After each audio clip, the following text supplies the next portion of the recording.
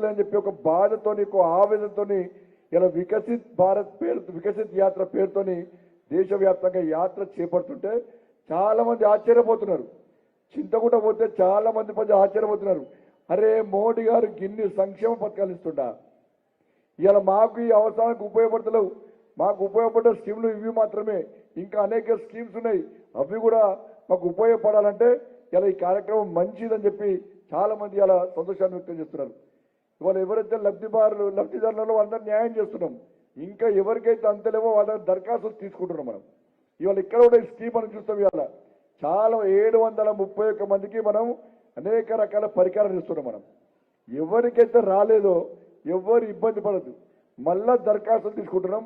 మళ్ళా అతి త్వరలోనే వాళ్ళందరూ కూడా మళ్ళీ తిరిగి ఇటువంటి కార్యక్రమాన్ని ఏర్పడేసి అందరు కూడా ఇచ్చే ప్రయత్నం చేస్తున్నాం. దానిలో ఏమి ఇబ్బంది లేదు, ఎవరు కూడా ఇవ్వకుండా అందరికి ఇస్తాం. ఎందుకంటే ఎవరైతే గతంలో దరఖాస్తు చేసుకున్నారో కొంతమంది గతంలో దరఖాస్తు చేసుకున్నారు, కొంతమంది రాకపోవచ్చు.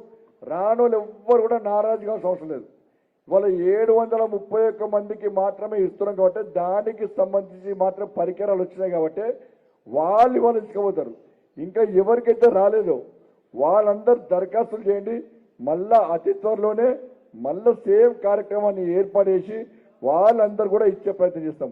అందరూ కూడా మాకు బ్యాటరీ రావాలి కావాలి. ఎందుకంటే ఇలా బడ్జెట్ కానీ అన్ని కానీ చూసుకోవాల్సిన అవసరం ఉంటుంది.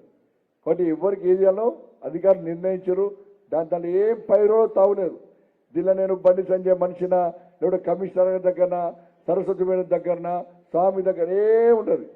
న్యాయబద్ధంగా కొంతమందికి వస్తుంది, కొంతమంది వాళ్ళకు కూడా అందరికి ఇవ్వడానికి మాత్రమే ఈ కార్యక్రమం ఏర్పడేస్తాం. కొంతమందికి ఇచ్చి కొంతమందికి ఇవ్వద్దని కాదు, అందరికి ఇస్తాం. అందరికి ఇవ్వాల్సిందే, ఇవ్వాల్సిన బాధ్యత మా మీద ఉంది.